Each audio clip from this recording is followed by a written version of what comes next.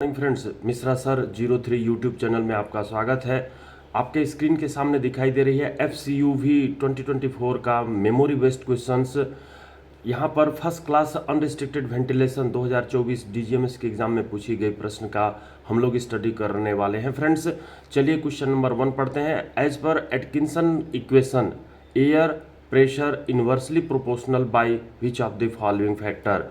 ए कह रहा है cube of cross section of area, B कह रहा है कोएफिशिएंट ऑफ फ्रिक्शन, सी कह रहा है रबिंग सरफेस, डी कह रहा है स्क्वायर ऑफ द क्वांटिटी, ई कह रहा है स्क्वायर ऑफ द वेलोसिटी। तो यहाँ पर एटकिंसन इक्वेशन क्या होती है और इसकी फार्मूला क्या होती है, जो कि प्रेशर किसके इनवर्सली होता है उसको पूछी जा रही है। तो मैं बोर्ड में आकर के इसको एक्सप्लेन करता हूँ। तो आप इस एटकिंसन फार्मूला या आगे जो प्रश्न शेयर कर रहा हूं मैं उसकी स्टडी करने से पहले मिश्रा सर 03 यूट्यूब चैनल को सब्सक्राइब कर दीजिए, बेल आइकन दबाइए और अपने फ्रेंड्स के पास भी शेयर करके बोलिए सब्सक्राइब करने के लिए, बेल आइकन दबाने के लिए। लाइक जरूर करिए ताकि हर वीडियो का नोटिफिकेशन आपको मिलती रहे और इसकी सीरीज को देख करके, वीडियो की सीरीज को देख करके आप एग्जामिनेशन को पास करके दिखाएं। तो यहाँ पर मैं बताने वाला हूँ क्या चीज, एटकिंसन फार्मूला। तो एटकिंसन फार्मूला कही जाती है, जिसको हम लोग एटकिंसन फार्मूला कहते हैं, वो क्या है, लॉ ऑफ, इसी को कहते हैं law of air friction. Air friction जो हवा माइंस में गमन करती है, रास्ते में जो जाती है, उसके रास्ते में जो अवरोध उत्पन्न होती है स्ट्रक्चर के चलते, पिलर के साइड के चलते, रूफ या फ्लोर के चलते, तो उसको हम लोग एटकिंसन फार्मूला के नाम से जानते हैं, जिसको हम लोग कहते हैं P बराबर KSQ² बाई AQ। यहाँ पर P क्या है, अगर P की बात करें तो ये P बराबर प्रेशर, जिसको हम लोग कहते हैं क्या चीज, pressure in mm of water gauge. इसको हम लोग mm ऑफ वाटर गॉज लेते हैं या इसी को हम लोग लेते हैं kg पर मीटर, प्रेशर है मीटर स्क्वायर में लेंगे। तो ये mm ऑफ वाटर गॉज यानी कि जो यू ट्यूब में पानी अगर भरा हुआ है, वाटर भरा हुआ है, तो उसके लेवल के बीच का जो डिफरेंस होता है उसी को मिलीमीटर में हम लोग लेते हैं। और 1 millimetre of water gauge 1 kg per metre square के प्रेशर के तुल्य होती है। यहाँ पर K क्या है, K कोएफिशिएंट ऑफ फ्रिक्शन है, जिसको हम लोग कोएफिशिएंट ऑफ फ्रिक्शन कहते हैं, कोएफिशिएंट ऑफ फ्रिक्शन कहते हैं। और इसको हम लोग क्या लेते हैं, किलो मूर्ग में लेते हैं। किलो, इसका यूनिट किलो मूर्ग होता है। S की बात करें तो S जो है रबिंग सरफेस कहलाता है, रबिंग सरफेस कहलाता है। और ये rubbing surface perimeter, perimeter into क्या होता है, पेरीमीटर इंटू लेंथ होता है। और जब हम लोग बात करते हैं पेरीमीटर की, तो जो अंडरग्राउंड माइन के फेस के पास आप खड़े होते हैं और फेस को देखते हैं तो आपको चौड़ाई दिखाई देती है और ऊंचाई दिखाई देती है। तो इसकी पेरीमीटर आपको अगर निकालना हो तो 2 ब्रैकेट में चौड़ाई यानी विड्थ प्लस हाइट ये करते हैं तो ये पेरीमीटर निकल आती है। और इसमें आपको गुणा करना है किसका, लेंथ का, जो रास्ते की लेंथ होती है। तो ये फार्मूला हो जाती है 2 ब्रैकेट में W plus H into L, rubbing surface हो गई। Q क्या है, मैं अगर इधर लिख दूं इसका Q का, तो Q क्या है, Q जो है आपका quantity of air flow, quantity of air flow है, यानी कि कितना क्वांटिटी में फ्लो हो रही है, जिसको हम लोग इन क्यूबिक मीटर पर सेकंड में ही लेंगे। ध्यान दीजिएगा, प्रश्न में किस में देती है, क्यूबिक मीटर पर मिनट में देती है, क्यूबिक मीटर पर सेकंड में उसको कन्वर्ट कर देना होगा।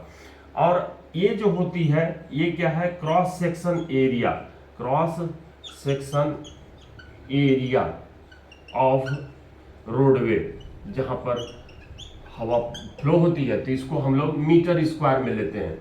तो ये जो है क्रॉस सेक्शन एरिया, जो कि फेस का विड्थ और हाइट का मल्टीप्लिकेशन होता है। यहाँ पर प्रेशर की अगर बात करेंगे तो प्रेशर इन्वर्सली प्रोपोर्शनल किसकी होती है, जिसमें cube of cross sectional area की बात करता है। तो cube of cross sectional area pressure आपको दिखाई दे रही है कि अगर बाकी को कांस्टेंट कर दें तो 1/ए क्यूब के, ये पहला लॉ, फर्स्ट लॉ के रूप में दिखाई दे रही है। फिर दूसरा कह रहा है, मैं ऑप्शन देख रहा हूँ, coefficient of friction. Coefficient of friction, pressure inversely proportional by which of the following. तो के जो है पी का डायरेक्टली प्रोपोर्शनल होती है, ये जो है के पी का डायरेक्टली प्रोपोर्शनल होती है, पी जो है एस का डायरेक्टली प्रोपोर्शनल होती है, पी जो है क्यू का स्क्वायर का डायरेक्टली प्रोपोर्शनल होती है। तो इस तरीके से आप जो डायरेक्टली प्रोपोर्शनल और इनवर्सली प्रोपोर्शनल कौन किसके होता है, इसके बीच में रिलेशन घुमा फिरा करके पूछी जाती है। 1 2 3 4 5 लेटर में से किन्हीं भी दो का बीच में आपसे रिलेशन पूछ सकता है। तो इस तरीके से आपने एल्किंसन फार्मूला को जाना और इसके ऑप्शन को चूज करके बताइए। आपके स्क्रीन पर जो दिखाई दे रही है, तो as per Atkinson equation air pressure inversely proportional by which of the following factor. तो यहाँ cube of cross sectional area, इसको आपने डिसाइड कर लिया है। कोएफिशिएंट ऑफ फ्रिक्शन के डायरेक्टली प्रोपोर्शनल होती है, रबिंग सरफेस के डायरेक्टली प्रोपोर्शनल होती है, स्क्वायर ऑफ द क्वांटिटी के डायरेक्टली प्रोपोर्शनल होती है, स्क्वायर ऑफ द वेलोसिटी के डायरेक्टली प्रोपोर्शनल होती है। जब quantity equals to velocity into area रख देते हैं तो ये जो फार्मूला वेलोसिटी के रूप में प्रेशर का रिलेशन दिखने लगेगा। तो इस तरह से ए नंबर को टिक लगाइए। आगे बढ़ते हैं। दूसरा नंबर क्वेश्चन कहता है, in which of the following persons are taken the SOP by manager. जो माइंस के मैनेजर होते हैं उनके द्वारा एसओपी इनमें से कौन व्यक्ति टेकन करेंगे। ए कह रहा है सुपरवाइजरी स्टाफ, बी कह रहा है ऑफिशियल एंड कंपिटेंट पर्सन्स, सी कह रहा है वर्क पर्सन्स, डी कह रहा है की persons, all of the above. तो यहाँ पर all of the above answer होगी, जिसके रेफरेंस में मैं यहाँ पर CMR 110 का 3 दिखा रहा हूँ, जिसमें कह रहा है the codes of practices inter alia shall provides for a of sub regulation. A कह रहा है कि कोड ऑफ प्रैक्टिस जिसमें प्रोवाइड किसके लिए की जाती है, safe operating procedure for the machinery operation to which it relates to. तो जो सेफ ऑपरेटिंग प्रोसीजर किसके लिए, मशीनरी या ऑपरेशन के लिए। बी कह रहा है examination testing of the machinery before first use after erection. तो पहले यूज के, फर्स्ट यूज के पहले मशीनरी का जांच करने, एग्जामिनेशन करने के लिए कोड ऑफ प्रैक्टिस बनाई जाएगी। सेफ ऑपरेटिंग प्रोसीजर के लिए कोड ऑफ प्रैक्टिस, जिसको कॉप कहते हैं, वो बनाई जाएगी।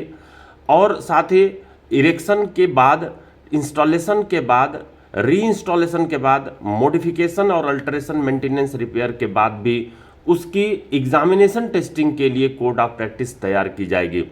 तो इस तरह से आप यहाँ पर सेफ ऑपरेटिंग प्रोसीजर के बारे में किसके लिए तैयार की जाएगी वो यहाँ पे नहीं दी गई है। चौथा सब रेगुलेशन आपको ये क्लियर करेगा, द ऑनर एजेंट और manager of every mine shall hand over copies of such code of practice to the concerned officers.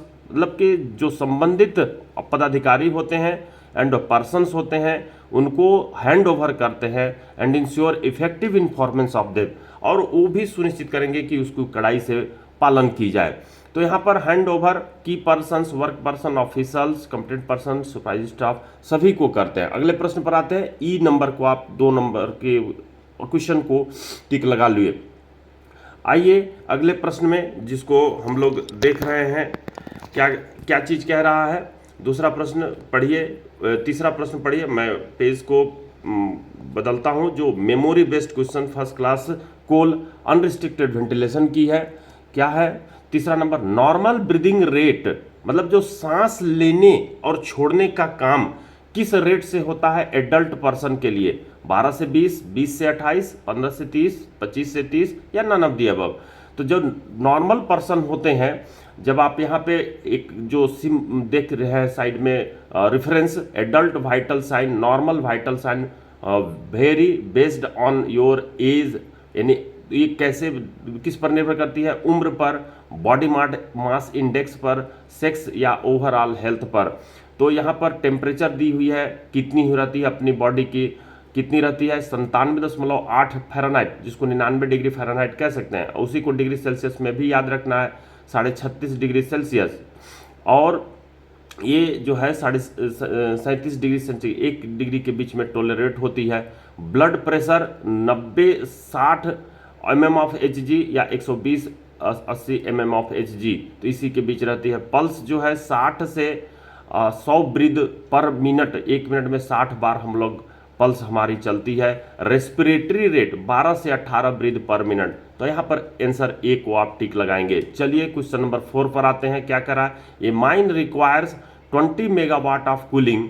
Mine को ठंडा रखने के लिए कितना पावर की जरूरत है, 20 मेगावाट की जरूरत है। Calculate the mass flow of water involve if the water is supplied at 3 degree centigrade and returns at 20 degree centigrade and specific heat of water is 4187 joule per kg degree centigrade. तो यहाँ पर आपको जो दी गई value है उसके आधार पर आपको निकालनी है क्या चीज़, mass flow of water calculate करनी है। तो ये ऑप्शन बी में सी में जो दी गई है उसको अपन पढ़ने से पहले लीटर पर सेकंड में निकालनी है। तो आपको याद रखनी होगी स्पेसिफिक हीट ऑफ वाटर क्या होता है। तो अब आप मास बराबर जो आप पढ़ते हैं, जिसको हम लोग कहते हैं क्या चीज़, मैं अगर बोर्ड में बताऊं आपको ये ध्यान रखिए कि स्पेसिफिक हीट ऑफ वाटर क्या होती है। तो उसी के आधार पर ये बनेगी कि पानी कितना आपको जरूरत है, किस चीज के लिए, माइन को ठंडा रखने के लिए। जैसे आप रूम को कूलर चला करके ठंडा रखने का काम करते हैं, गर्मी की सीजन आ रही है, तो उसी तरह से माइन को भी ठंडा रखने के लिए पानी फ्लो कराई जाती है, जिसका पावर दिया हुआ है। तो यहाँ पर specific heat of water, specific heat of water की जो बात करते हैं वो क्या होता है, 4.2 kilo joule per kg degree centigrade. मतलब 1 केजी पानी ले लिए, उसको आप गर्म कर रहे हैं, उसके टेम्परेचर को आप बढ़ाना चाहते हैं 1 डिग्री सेंटीग्रेड, जो रूम का टेम्परेचर है उसके टेम्परेचर को 1 डिग्री सेंटीग्रेड बढ़ाना चाह रहे हैं। तो उसके लिए जो ऊर्जा खर्च होगी वो 4.2 किलो जूल ऊर्जा खर्च होगी, और इसी को हम लोग जो है किलो कैलोरी में भी लेते हैं। तो यहाँ पर जो आपको ये जो मैं पहला लाइन में लिखा हूँ, जिसकी 14.5 डिग्री से 15.5 डिग्री सेंटीग्रेड पानी के तापमान को बढ़ाने के लिए जो एनर्जी खर्च करनी पड़ती है वो 4.2 किलो जूल खर्च करनी पड़ती है। तो यहाँ पर क्वांटिटी जो निकालेंगे किसका, पानी जो फ्लो कराएंगे उसका जो क्वांटिटी निकालेंगे, जिसको हम लोग क्यू से ना दर्शा करके मास से अगर दर्शाएं, क्योंकि लीटर पर सेकंड में दिया हुआ है, तो ये मास बराबर क्यू बटे में क्या हो जाएगी, एसटी हो जाएगी। क्यू बटे में एसटी हो जाएगी। क्यों, क्योंकि आपको बिकॉज याद रखनी है हीट बराबर, हीट का अमाउंट जो आप कह रहे हैं क्यू बराबर एमएसटी आपको याद रखनी है। एमएसटी, एम क्या है, वेयर, एम जो है आपको याद रखनी है वेयर, एम जो है क्या याद रखनी है, mass of water in KG, और एस जो है स्पेसिफिक हीट, जिसकी यूनिट ऊपर में लिखा हुआ है kilo joule per kg degree centigrade, और टी जो है क्या है, time difference, temperature difference, sorry T जो है टेम्परेचर डिफरेंस है, टेम्परेचर डिफरेंस है, जो कि किस में लेंगे, टेम्परेचर डिफरेंस डिग्री सेंटीग्रेड में लेंगे, डिग्री सेंटीग्रेड में। तो यहाँ पर मास निकालनी है, क्वांटिटी जो दी हुई है वो आपको दी हुई है, कितना दी हुई है, वो 20 मेगावाट, जो हीट की क्वांटिटी दी हुई है 20 मेगावाट दी हुई है, बटे में स्पेसिफिक हीट दिया हुआ है, कितना दिया हुआ है, तो वो दिया हुआ है, अगर जूल में ले लेंगे तो 4187 बोलते हैं, 4187 किलो जूल प्रश्न में दिया हुआ है। इसमें दिया हुआ है किलो जूल पर केजी, तो ये पर केजी कहाँ चला जाएगा, पर केजी ऊपर चला जाएगा, केजी डिग्री सेंटीग्रेड। मैं बगल वाले को मिटा देता हूँ ताकि यूनिट के साथ आप उसको अच्छे से निकाल सके। तो ये जो है आपका ये 4187 kilo joule per kg degree centigrade होती है। किलो जूल 4000 किलो जूल नहीं, 4000 जूल, ये किलो नहीं रहेगी क्योंकि इसमें 1000 का गुणा कर दिया आपने, तो ये जो 4.2 के तुल्य किलो जूल में हो जाएगी। तो ये हो जाएगा 4187 joule per kg degree centigrade. और टाइम, ये टेम्परेचर, टी टेम्परेचर कितनी है, तो ये टेम्परेचर 3 डिग्री सेंटीग्रेड पर जा रही है और कितनी डिग्री पर रिटर्न हो रही है मैं देख रहा हूँ कि 3 डिग्री पर जा रही है और 20 डिग्री पर बाहर आ रही है। तो ये जो वैल्यू हो जाएगी वो कितनी हो जाएगी, जो कि आपका 3 डिग्री पर जा रही है और 20 डिग्री पर निकल रही है, तो ये 17 डिग्री सेंटीग्रेड हो जाएगी। अब इस मेगा को मेगावाट को आप अगर चेंज करना चाहेंगे तो ये जो मेगावाट है, मेगा मतलब 10⁻⁶ और वाट मतलब क्या होता है, जूल पर सेकंड होता है, जूल पर सेकंड होता है। तो वाट को ही हम लोग क्या कहते हैं, जूल पर सेकंड कहते हैं, तो उसको हमने चेंज कर दिया। अब ये देखिएगा, तो ये जो आपको दिखाई दे रही है जिसमें कि ये जूल, जूल से कट जाएगा, सेंटीग्रेड, सेंटीग्रेड से कट जाएगा और आपको केजी पर सेकंड में आ जाएगा, केजी पर सेकंड में आ जाएगा। इसको आप कैलकुलेट करके देखिए आपको क्या आती है। मेरे कमेंट्स बॉक्स में इसका कमेंट्स दीजिएगा। वैसे बनाया तो हूँ सामने में ही, लेकिन आपको जो है बनानी है, कैलकुलेट करनी है, क्योंकि कैलकुलेट करेंगे तभी जो है आपको ये निकल करके आएगी। तो इस तरह से m बराबर Q/ST याद रखिए या हीट बराबर mst याद रखिए और आप निकालने का प्रयास कीजिए। तो ये जो आपको दिखाई दे रही है प्रश्न, जिसको मैं फिर से स्क्रीन पर शेयर किया कि a mine requires 20 megawatt of cooling, calculate the mass flow rate of water involved if the water is supplied at 3 degree centigrade and returns at 20 degree centigrade and specific heat of water is 4187 joule per kg. तो यहाँ पर मैं बना करके रखा हूँ जिसमें 280.94 litre पर सेकेंड आ रही है, जिसको ये जो निकली थी रिक्वायर्ड क्वांटिटी ऑफ वाटर, उसको हम इसे 17 डिग्री से भाग दिए हैं तो 280.94, यानी कि आप बी नंबर को टिक लगाते हैं। तो नहीं समझ में आएगी आप कमेंट्स बॉक्स में कमेंट्स दीजिए, और अगर दूसरी कोई आपको डाउट है तो अपने डाउट को जरूर कमेंट्स बॉक्स में कमेंट्स दीजिए। देखिए क्वेश्चन नंबर 5 क्या करा है। In a 400 deep mine the average dry bulb temperature in DC and UC shaft are 27 degree centigrade and 37 degree centigrade. If the density of DC shaft is 1.2 kg per square metre, find the natural ventilation pressure in newton square metre. तो option दिख रहा होगा क्या क्या है। यहाँ पर आपको एनवीपी निकालनी है और गहराई दिया हुआ है शाफ्ट का, डीसी और यूसी शाफ्ट का टेम्परेचर दिया हुआ है। तो जो हम लोग की निकालनी है एनवीपी, तो natural ventilation pressure equals to क्या होता है, motive column into density of DC shaft होता है, motive column into density of DC shaft होता है। तो ये जो फॉर्मूला है आपको याद रखनी पड़ेगी। फॉर्मूला का कलेक्शन आप अपने नोट्स में पीछे साइड कंटिन्यू करते जाइए, जो लास्ट में एग्जाम देने के एक दिन पहले आप उसको रिवाइज करके जाएंगे। तो यहाँ पर जो एनवीपी नेचुरल वेंटिलेशन प्रेशर की जो बात करते हैं, तो जो मोटिव कॉलम कहा जाता है, मोटिव कॉलम, कॉलम जो कि मीटर में ली जाती है, इन मीटर्स में ली जाती है, मोटिव कॉलम्स इनटू में डेंसिटी। अब ये जो मोटिव कॉलम होती क्या है, जो आपका शाफ्ट है, ये जो शाफ्ट है, इस शाफ्ट में क्या है, हवा है, हवा है। इस हवा को आप एज्यूम करिए, तो इसका जो कॉलम तैयार होता है या बिल्डिंग तैयार करते समय जो कॉलम तैयार करते हैं, दैट इज द कॉलम, उसी को मोटिव कॉलम कहा जा रहा है। और इसकी हाइट को आप मीटर में निकाल रहे हैं, तो ये मोटिव कॉलम को मीटर से आप जब डेंसिटी से मल्टीप्लाई करते हैं, डेंसिटी यानी कि केजी पर क्यूबिक मीटर, केजी पर क्यूबिक मीटर, इससे जब गुणा करते हैं तो ये जो आती है वो प्रेशर आ जाता है, जिसको इसको मीटर में आप यहाँ पे देख रहे हैं, ये मीटर में है। तो ये मीटर का क्यूब और ये मीटर कट करके क्या हो जाएगा, मीटर स्क्वायर हो जाएगा। तो ये जो आएगी केजी पर मीटर स्क्वायर में आएगी और यही कहलाएगी क्या, प्रेशर। और ये प्रेशर जो है नेचुरल वेंटिलेशन प्रेशर कहलाती है। अब यहाँ पर आपने फिगर से तो समझ लिया, मोटिव कॉलम की फॉर्मूला क्या होती है, तो तापमानों का अंतर बटे केल्विन में तापमान इनटू डेप्थ ऑफ शाफ्ट।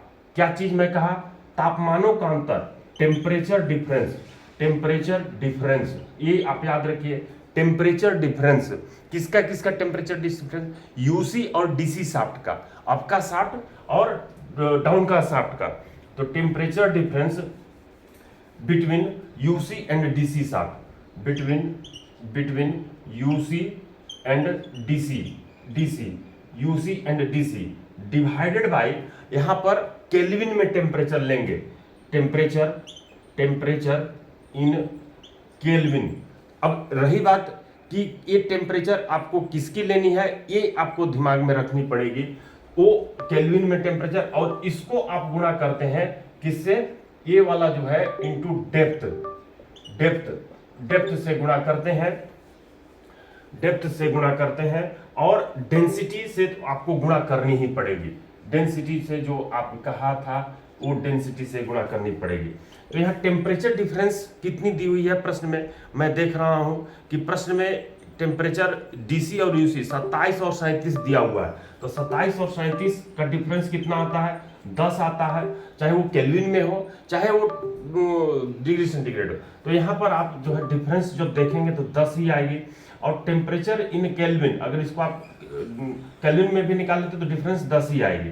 तो यहाँ पर टेम्परेचर इन केल्विन जिसको 273 प्लस यहाँ पर जो 27 और 37 दिया हुआ है, कितना दिया हुआ है, 27 और 37। तो जब इसकी आप बात करते हैं तो जो आपको डिफरेंस निकालनी रहती है, जिसकी मैं देख लूं कि इसमें कौन सी जो है लगाई जाती है, तो आपका शाफ्ट का टेम्परेचर जो है लगाई जाती है, ये ध्यान में रखना होगा, टीयू को ध्यान में रखना होगा कि temperature in kelvin of TU यानी कि आपका शाफ्ट का टीयू यानी कि आपका शाफ्ट का। तो ये 37 है, तो ये 37 से इसको मल्टीप्लाई कीजिए, इनटू डेप्थ कितना दिया हुआ है, 400 मीटर दिया हुआ है, तो 400 मीटर कीजिए, और डेंसिटी कितना दिया हुआ है, 1.2 दिया हुआ है। तो इस तरह से इसको मल्टीप्लाई कीजिए। तो इसको जब आप मल्टीप्लाई करते हैं तो ये ऊपर में ही है, ध्यान रखिएगा, और इसको मल्टीप्लाई करके आप देखिए कि कौन सी आंसर आ रही है। मेरे कमेंट्स बॉक्स में कमेंट्स दीजिए। फॉर्मूला मेन याद रखना है कि आपको क्या आती है। कमेंट्स बॉक्स में क्वेश्चन नंबर के साथ आप कमेंट्स दीजिए, और डेली वीडियो की सीरीज को स्टडी करके अपने एग्जामिनेशन की तैयारी को पक्का कीजिए। तो आपके स्क्रीन पर दिखाई दे रही है कौन सा ऑप्शन राइट होता है, उसको आप चूज कीजिएगा। यहाँ पर जो आपके सामने ये जो कट पेस्ट है बोर्ड का बना हुआ, तो वो लाइट कलर की दिख रही है, लेकिन आपको सॉल्व करके उसका आंसर हमको कमेंट्स बॉक्स में भेजनी है। अब देखिए क्वेश्चन नंबर 6 क्या कह रहा है, purpose of emergency response and evacuation plan. जो हमारा इमरजेंसी रिस्पॉन्स और इवैक्यूएशन प्लान जो रेगुलेशन 252 के तहत तैयार की जाती है, उसका उद्देश्य क्या होता है। ऑप्शन ए, चलिए पढ़िए और जानने का प्रयास कीजिए क्या कह रहा है। First aid treatment medical treatment, B कह रहा है transportation and evacuation of injured person, C कह रहा है procedures to respond to emergency that arise at the mine, D कह रहा है make arrangement for the rescue of persons incapacitated or trapped in coal mines, E कह रहा है all of the above. तो यहाँ पर जो emergency response and evacuation plan जो है उसका उद्देश्य फर्स्ट ट्रीटमेंट करना है, हाँ करना है, मेडिकल ट्रीटमेंट करना है, जो इंजर्ड पर्सन होते हैं उनका इवैक्यूएशन निकालना होता है, उनका ट्रांसपोर्टेशन करना होता है, साथ ही जो माइन में एराइज हो जाती है इमरजेंसी, उसके संबंध में कैसा कोई व्यक्ति रिस्पॉन्ड करेगा, उसका तरीका क्या होगा, वो उसमें प्लान में लिखी रहती है। Make arrangement for the rescue of persons incapacitated or trapped in coal mines, coal mines में जो फंसे हुए व्यक्ति होते हैं उनका बाहर रेस्क्यू करके निकालना की व्यवस्था लिखी रहती है। ऑल ऑफ द अबव, तो यहाँ पर ई को ही टिक लगाएंगे जो CMR 252 का 1 नंबर दिखाई दे रही है। तो यहाँ पर जैसे ही आप YouTube में बोलते हैं emergency response and evacuation plan on Mishra sir mining class, तो ये वीडियो जो लिंक दिखाई दे रही है जिसको टच करने से आपका वो नहीं खुलेगा, आपको बोल के निकालनी पड़ेगी emergency response and evacuation plan. तो उसके सभी सब रेगुलेशन 252 का उसमें आपको वीडियो पिक्चर बना करके बताया हूँ, वो आप समझ जाएंगे, दिमाग के परमानेंट मेमोरी में स्टोर हो जाएगी। तो ये मिश्रा सर 03 नया यूट्यूब चैनल है जिसको अभी आप सब्सक्राइब कर लिए होंगे, नहीं किए हैं तो कर लीजिए, क्योंकि इसी वीडियो में इसी चैनल में हर दिन जो क्वेश्चंस है उसको अपलोड कर रहा हूं और उसको आप स्टडी कर एग्जामिनेशन निकालेंगे, पास करके दिखाएंगे। तो यहाँ पर आपको दिखाई दे रही है 252 emergency response and evacuation plan, तो उसको अपने रेगुलेशन से आपको पढ़ लेना है। चलिए क्वेश्चन नंबर 7 को पढ़ते हैं। क्या कह रहा है, in a sealed off area, तो मेरी कर्सर कहीं भाग गई है, देखिए ध्यान से, क्वेश्चन 7 को पढ़िए और उसको समझ करके बताने सॉल्व करने का प्रयास कीजिए। तो in a sealed off area the simple analysis report shows the following gas percentage. O2 दिया है 19.2, CO दिया है 0.8, CO2 दिया हुआ है 0.2, CO2 दिया हुआ है 2% एंड N2 दिया है 78%। What will be the value of Graham's ratio when fresh air contains 20.9, O2 दिया हुआ है और यहाँ पर CO2 दिया हुआ है। तो जब ग्राहम्स रेशियो की बात करते हैं तो CMR 137 का 12 का 20 सब रेगुलेशन नंबर याद आ जाना चाहिए। ग्राहम्स रेशियो एक इंडिकेटर है। पहला चीज, ग्राहम्स जो साइंटिस्ट थे उन्होंने आग किस अवस्था में है उसे बताने के लिए उन्होंने फार्मूला दिया जिसको उन्होंने कहा ग्राहम्स रेशियो। ये क्या होती है, जो CO फॉर्म्ड होता है और जो O2 एब्जॉर्ब्ड होती है उनका रेशियो होता है, एब्जॉर्ब्ड जो होती है उसका रेशियो होता है। अब CO फॉर्म्ड कितनी हो रही है, तो मैं देख रहा हूं कि CO जो है 0.8 हो रही है और इनटेक में कोई CO नहीं है। मैं देख रहा हूं कि उसमें इनटेक में कोई CO नहीं है, तो ये CO फॉर्म्ड कितना हो गए, 0.8 हो गए। O2 एब्जॉर्ब्ड कैसे निकालेंगे, तो इनटेक का O2 ज्यादा रहता है, intake O2 minus return O2 से आप निकाल लेंगे। रिटर्न O2 कितनी है, इनटेक O2 कितनी है, और अगर परसेंटेज में दिया है तो आप परसेंटेज में निकालेंगे 100 से मल्टीप्लाई करके, अगर फ्रैक्शन में दिया है तो डायरेक्ट आपको ऑप्शन में मिल जाएगी। तो इसका भी आंसर को आप कमेंट्स बॉक्स में कमेंट्स देंगे, फॉर्मूला बता चुका हूं, CO फॉर्म्ड बटे O2 एब्जॉर्ब्ड।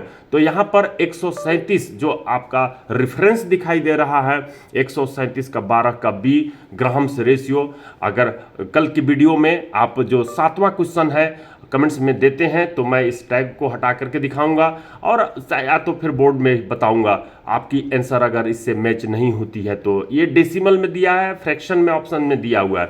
चलिए 8वां नंबर के प्रश्न में आते हैं जिसमें कह रहा है a man when doing hard work in a confined space breathes, मतलब एक आदमी है जो कन्फाइंड स्पेस, जो कि हमारा अंडरग्राउंड का गैलरी होता है, एक कन्फाइंड स्पेस होती है, उसमें वो सांस ले रहा है और किस रेट से ले रहा है, spaces breathes 60.9 into 10⁻³ cubic metre of air per minute, मतलब 1 मिनट में 60.9 गुणे 10⁻³ क्यूबिक मीटर हवा ले रहा है। पहला चीज ये दिया है।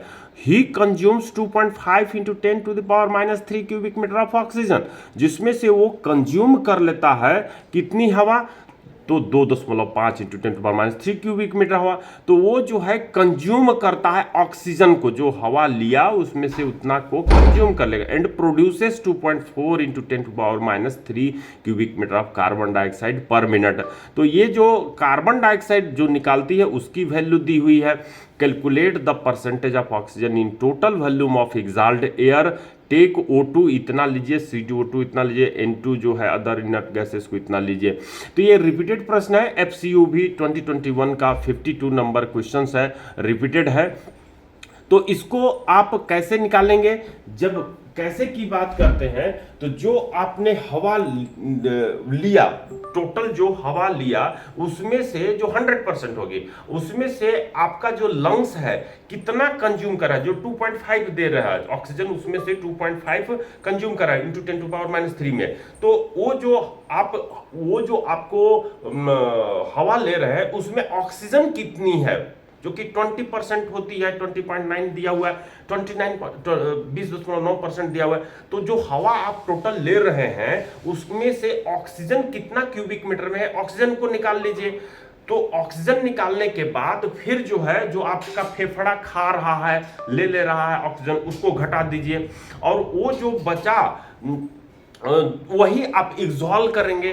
तो एग्जॉल जो हो रही है उसमें आपको CO2 दिया हुआ है कि वो एग्जॉल हो रही है, कितना दिया हुआ है, तो उसको जो है आप ऐड करके निकाल देंगे और फिर उसको परसेंटेज में कन्वर्ट करके निकालेंगे। तो यहाँ पर आपको जो प्रश्न दी हुई है इसको प्रयास करेंगे, और नहीं बनने पर फिर से मैं इसको बताने का प्रयास करूंगा। चलिए क्वेश्चन नंबर 8 का भी कमेंट्स बॉक्स में आपको आंसर देनी है। चलिए मैं आता हूं क्वेश्चन नंबर 9 पर। मेरे कर्सर के साथ नज़र को मूव कराने में अभी कर्सर भाग गई है, तो आप एक क्वेश्चन नंबर 9 को पढ़िए। हाँ, आ गई है कर्सर के साथ नज़र को मूव कीजिए। ए फैन रनिंग एट 100 RPM, एक पंखा है जो 100 RPM के पर रन कर रही है, gives water gauge of 30 mm, water gauge 30 mm जो है वो जनरेट कर रहा है। Water gauge is it capable of giving if the speed is increased to 120 RPM। तो यहाँ पर जो आपका स्पीड है वो पहले थी 100, अब हो गई 120, और प्रेशर था पहले 30 mm, तो नया प्रेशर क्या होगा? ये जो आपकी प्रश्न है, इस प्रश्न को देखने के साथ ही वो फॉर्मूला आपको दिमाग में दौड़ा लेनी होगी कि कौन सी फॉर्मूला से ये बनेगी। तो ये जो फॉर्मूला है फैन लॉ, जिसको हम लोग क्या कहते हैं, फैन लॉ। तो फैन लॉ के 3 लॉ है। एक फर्स्ट लॉ है जिसको हम लोग क्या कहते हैं, फैन लॉ का फर्स्ट लॉ क्वांटिटी लॉ कहते हैं, क्वांटिटी लॉ कहते हैं। और क्वांटिटी लॉ के तहत इसी को हम लोग क्या कहते हैं, Q directly proportional to the क्या कहते हैं, N कहते हैं, Q directly proportional to the N मतलब कि क्या, स्पीड। दूसरा जो लॉ होता है सेकंड लॉ, जिसको हम लोग कहते हैं सेकंड लॉ, या इसी को हम लोग स्क्वायर लॉ कहते हैं। क्या, कौन सा लॉ कहते हैं, स्क्वायर लॉ कहते हैं। तो इसमें जो हो जाती है, क्या हो जाती है, जिसको प्रेशर लॉ भी कहते हैं, क्या कहते हैं, प्रेशर लॉ भी कहते हैं। तो प्रेशर जो होती है वो डायरेक्टली प्रोपोर्शनल होती है Q स्क्वायर की। इस आधार पर फॉर्मूला जब बनाते हैं तो P1 बटे P2 बराबर Q1 का स्क्वायर बटे में Q2 का स्क्वायर हो जाता है। ये सेकेंड लॉ हो गई। अब थर्ड लॉ की जब बात करते हैं तो थर्ड लॉ जो होता है वो क्या होता है, जिसको पावर लॉ भी कहते हैं। क्या कहते हैं, पावर लॉ भी कहते हैं। और ये पावर लॉ को ही हम लोग क्या कहते हैं, क्यूब लॉ भी कहते हैं, क्यूब लॉ। तो क्यूब लॉ कहिए, पावर लॉ कहिए, थर्ड लॉ कहिए। तो पावर को अगर P से डिनोट कर रहे हैं, कैपिटल P से, तो ये जो है डायरेक्टली प्रोपोर्शनल होती है Q का क्यूब से, और इस आधार पर फॉर्मूला बनती है, या N का, या इसी को हम लोग कहते हैं P is directly proportional N का क्यूब। क्यों? क्योंकि Q डायरेक्टली प्रोपोर्शनल N है, तो P का डायरेक्टली प्रोपोर्शनल Q का क्यूब होगा, या P का डायरेक्टली प्रोपोर्शनल N का क्यूब होगा। तो इस आधार पर P1 बटे में P2 बराबर Q1 का क्यूब बटे में Q2 का क्यूब, ये जो है जनरेट होता है फार्मूला। तो इसमें से, इस फार्मूले से आपको बनानी है, जिसमें 100 और 120 की बात कहा गया है। क्या चीज की, स्पीड की। तो यहाँ पर जब आप इस फार्मूले में जनरेट करते हैं, जो कि पहले जो आपको mm दिया हुआ है P1 वो 30 दिया हुआ है, P2 निकालने के लिए बोला है, Q1 जो है आपको कितना दिया हुआ है, तो 100, Q1 की जगह पे आप इसी को N1 का क्यूब, N1 का स्क्वायर बटे में N2 का स्क्वायर, ये भी कर सकते हैं। ध्यान दीजिएगा, अब इन दोनों में से 2 को आपको चूज करनी है। N1 जो है दिया हुआ है 100 इंटू 100 हो जाएगी और बटे में 120 इंटू 120 हो जाएगी। अब ये 0 से 0 तो कटता हुआ दिखाई दे रहा है और आप T2 बराबर जब कहेंगे तो 12 इंटू 12 और साथ ही जो है बटे में ये 0 से इस 0 को भी काट सकते हैं तो ये क्या हो जाती है 12 इंटू 12 इंटू में 3 और बटे में 10। तो ये जो है 12 में 144 होता है, 144 में 3 का गुणा करके 10 से भाग दे दीजिए और कितनी प्रेशर mm में आ रही है उसको भी कमेंट्स बॉक्स में दीजिए। कैलकुलेटर आपको इस्तेमाल करनी है और उसको भी जो है आपको कमेंट्स बॉक्स में देनी है। तो ये जो फैन लॉ का प्रश्न है जिसमें कि आंसर तो आपको दिखाई दे रही है यहाँ पर, लेकिन आपको प्रैक्टिस करनी है। बिना प्रैक्टिस का आप डायरेक्ट देख कर सॉल्व करेंगे तो इससे आपकी एग्जामिनेशन नहीं निकलेगी। तो ये 43.2 mm आप आंसर सी को टिक लगाएंगे। चलिए 10 नंबर में क्या कह रहा है, ए 10% increases in cross sectional area of roadway will reduce the resistance approximately by, मतलब कि आप क्रॉस सेक्शनल एरिया में 10% की बढ़ोतरी कर रहे हैं और उसको जब बढ़ोतरी कर रहे हैं cross sectional area of roadway will reduce the resistance, तो रेजिस्टेंस कितनी घटेगी। तो यहाँ पर आप देख रहे हैं 11%, 21%, 33%, 40%। तो रेजिस्टेंस और एरिया के बीच में रिलेशन क्या होती है, तो रेजिस्टेंस और एरिया के बीच में जब रिलेशन की बात करते हैं तो आप कहते हैं क्या चीज, P बराबर आर क्यू स्क्वायर या फिर P बराबर आर क्यू स्क्वायर और उसी से R और Q बराबर Q को जो है आप क्या कहते हैं एरिया इंटू वेलोसिटी कहते हैं। तो उस आधार पर आप रेजिस्टेंस का, मैं इसको कहेंगे कमेंट्स बॉक्स में तो बोर्ड पर आकर के भी बता दूंगा कि R is inversely proportional to 1/a square कैसे आती है। इस आधार पर आप जो निकालते हैं 1/1.11, मतलब कि जो एरिया आई है, नया एरिया क्या हो जाएगा, पहला का एरिया 1 अगर है तो नया एरिया 1.1 हो जाएगा। और 11 में 121 कहते हैं तो 121 1.21 से उसको डिवाइड करते हैं तो 0.2864 आती है और उसको 100 से माइनस कर देंगे, यानी 1 से माइनस कर देंगे तो 0.71736 आ रही है। तो ये इसके नियर अबाउट आंसर कौन सी होगी जो कि परसेंटेज में निकल रही है, तो बी नंबर 21% आ रही है। तो इस तरह से 10 नंबर तक के क्वेश्चंस को आप समझे हैं। अगर किसमें किसी प्रकार का डाउट है तो कमेंट्स बॉक्स में कमेंट्स दीजिए, या फिर जो है आपको जो डाउट कोई और पॉइंट या चैप्टर पढ़ने की इच्छा है तो उसको भी कमेंट्स बॉक्स में दीजिए। यहाँ पर हम लोग 1 से 10 प्रश्न तक का स्टडी कर लिए हैं। कल की वीडियो में 11 नंबर प्रश्न से जो 2024 की मेमोरी बेस्ड क्वेश्चन है उसको करेंगे। मिस्टर सर माइनिंग इस मिस्टर सर 03 यूट्यूब चैनल को अगर सब्सक्राइब नहीं किए तो सब्सक्राइब कर दीजिए, लाइक जरूर कीजिए और फ्रेंड्स के पास भी शेयर करके उन्हें भी सब्सक्राइब करने के लिए बोलिए। बेल आइकन जरूर दबाइए ताकि हर वीडियो का नोटिफिकेशन मिलता रहे और आप एग्जाम को पास करके दिखाएं फ्रेंड्स। थैंक यू, अगले वीडियो में फिर से मिलते हैं।